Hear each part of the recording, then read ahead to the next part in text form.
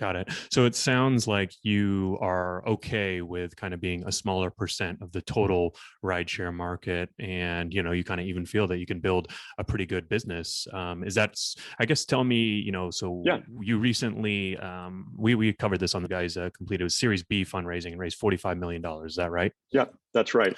And that's maybe the biggest difference between when we talked last Mm, time. I mean, in the middle of the pandemic, yeah. obviously we were talking about huge impacts to the ridership of the business, and just massive declines, and how we were pivoting Hmm. to deliveries and other services to kind of keep the business afloat.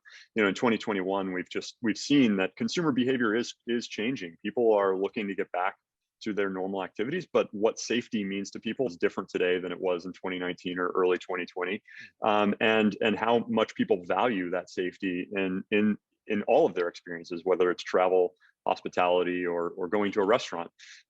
It is very different, and so we now see that our service offering and our benefits around safety, consistency, and quality of that experience, resonates with an even larger percentage of the population than Hmm. it did pre-pandemic. We're growing incredibly quickly. We're taking share from our competitors, and that to us is a real sign that this isn't a niche. Yeah. It's potentially specialized, but and we're not trying to compete. I mean, we believe that what our competitors, the big ones, Uber and Lyft in particular, are doing is admirable. I mean, they're Hmm. building new forms of public transportation, but that's a business that's been Hmm. a really hard business to win for a really really long time. Public transportation in most cities has been subsidized by governments for hundreds of years, and there's good reason for that. And it allows access to transportation to people that might otherwise not have it.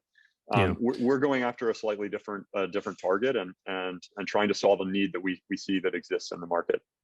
So you mentioned safety, and that's sort of become more important pre and now post pandemic. I mean, obviously there's the COVID aspect of, keeping the cars clean. And I think we had even chatted how you're putting air purifiers. And I think at one point you had barriers, and of course all the drivers were wearing masks. Are there other issues beyond safety? I mean, sort of like, I'm thinking like physical threats, or, like, more abuse. I'm not sure what the category of those types of safety issues are, but I assume they're kind of a component of that safety, right?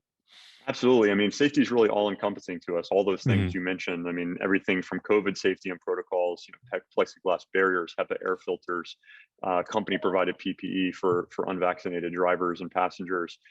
All those things are consistent offerings that we can ensure happen in every single ride, every single time. But we can also layer on top of that. I mean, driving is an inherently unsafe activity. Being in a Yep. car is probably the least safe thing that you'll do as a driver or a passenger today.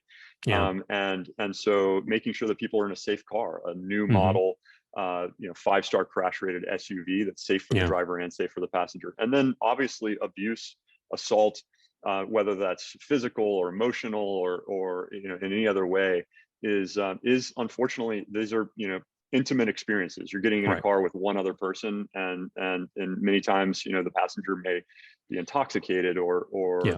otherwise, and so they're vulnerable. And what we're able to do is wrap our service and technology, that and accountability, right? I mean, the Hmm. drivers are our employees, so those two things allow us um, to prevent some of Yeah. those types of potential outcomes that are much more difficult for our competitors to do.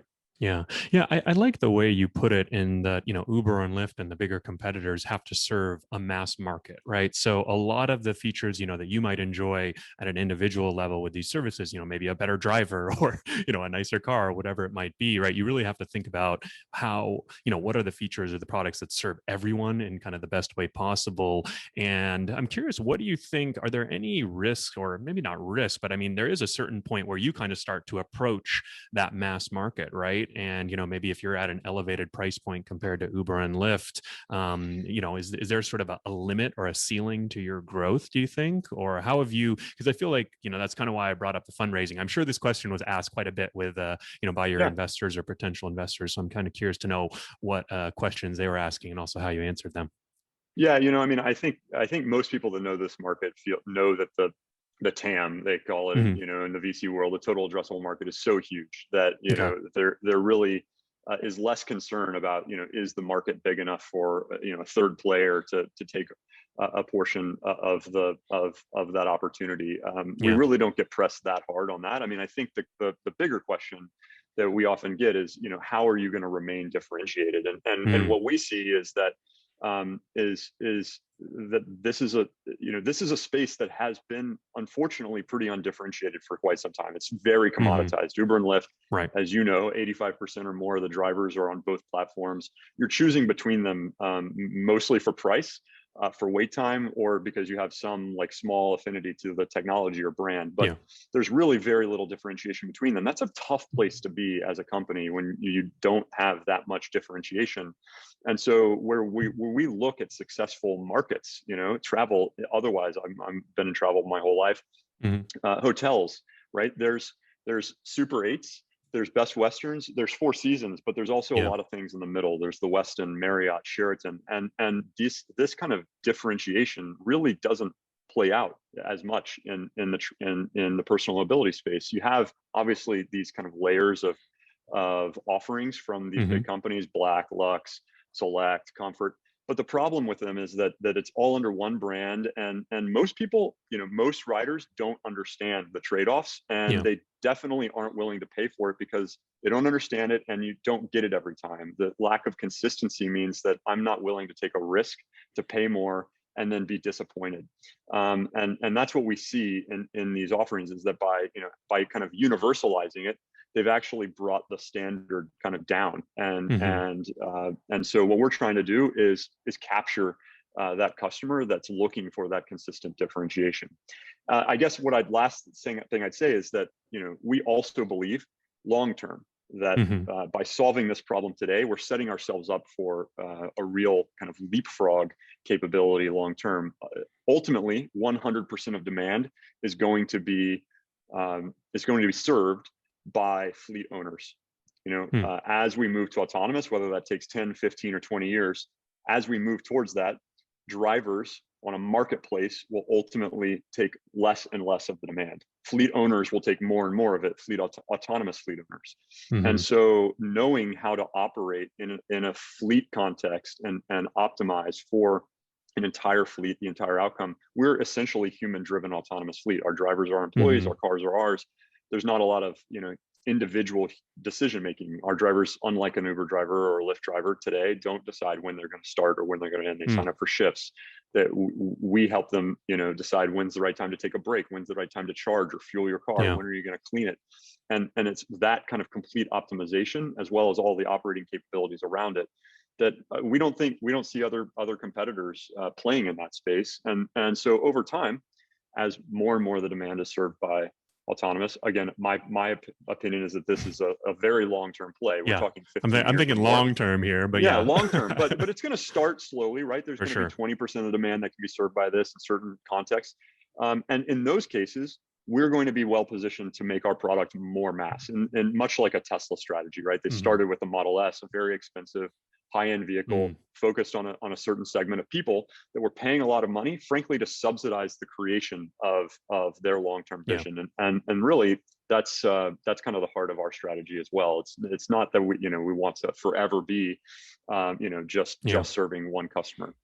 Well, so talking about differentiation, I mean, what's the one thing that you think, makes Alto stand out? And I mean, I guess specifically, I'd love to know, what your customers are saying. Like, you mentioned, like, when I wasn't kidding, when you're reeling off all of these things that Alto offers, I was like, wow, this all sounds great, but that's a lot of stuff. And I'm sure, well, maybe not, I'm sure, but I'm curious if there's one thing that does stand out, right? Because I think that's what's so interesting about transportation logistics, right? Like, you really want to get something from A to B. And as long as that A to B is happening, I feel like that's like a majority of what people want, right? Whether they're in a black car or in a Toyota Camry, it's different, but you still get 100% of what you were, kind of intending. The experience from A to B might be a little different, but I'm curious, if it's the cars, if it's the drivers, what stands out when you talk to your I customers? think the words that, I mean, look, it's clear that convenience is incredibly important, and that's a Hmm. huge need across the market. Frankly, that's what Uber and Lyft have created, right? I mean, it used to be very hard to get a ride in most Yeah. cities, and it's now incredibly convenient. So it's an Well, and it's entire kind of need, hard and again now, but that's a different story, which I'm that's sure a we'll different talk about story. at We the can end. talk about that. But the convenience level, being on demand and being able to offer Hmm. rides on demand and with a fast pickup time, we don't think it needs to be 2 minutes, but we think in 10 to 15 minutes is a really uh, important convenience window. Got it. Um, in addition to convenience, what we find our customers really care about is consistency. Mm, You said it's whether you're getting there, but that you are in a car with somebody else for a yeah. period of time, and that experience is very, very, I would say, Hmm. inconsistent in the competitive landscape today. Yeah. We talk to a lot of drivers and they say, well, I do exactly what you do. And I tell Hmm. drivers that actually, I don't disagree with you. There's a lot of great drivers out there on the Uber and Lyft platform that individually make their experience very Right. close to Altos. I actually wouldn't debate that. But what I tell them is that customers don't perceive um, their experience with Uber or Lyft based on their best ride. They Right. perceive it based on their worst ride, Yeah. or maybe more importantly, the variation between those two things. And Hmm. so what we really win on is that the variance between our best ride and our worst ride, we want to make as narrow as possible. We want them to be Mm, obviously on the best ride side, but we yeah. also, we just want it to be the same. And so that it's Starbucks, you Yeah. go there, not because it's the best coffee in the world, not because, but because every time you go, no matter where you go, Hmm. it's always the same. And when we think that in particular in travel, that's something that people really, really value. Yeah, no, I think that's a good way to put it. I definitely agree. I like the term consistency because I think that, convenience, frankly, is going to be really hard to compete with companies that, have millions of drivers and have higher No doubt. density, right? And so those ETAs, like you were talking about, like I would almost even argue like 2 minutes is too fast in some cases, right? If I know that every time I call an Alto, it's going to be 10 minutes away, for example, I can plan, I can account for that, right? It's when it's 4 minutes, when it's 7 minutes, when it's 12 minutes, right? When it's 15, right? That variation, kind of that volatility obviously creates a lot of issues. So I think that's, good. I guess if I'm going to start my own rideshare company at some point, I like that consistency model. And we're going to talk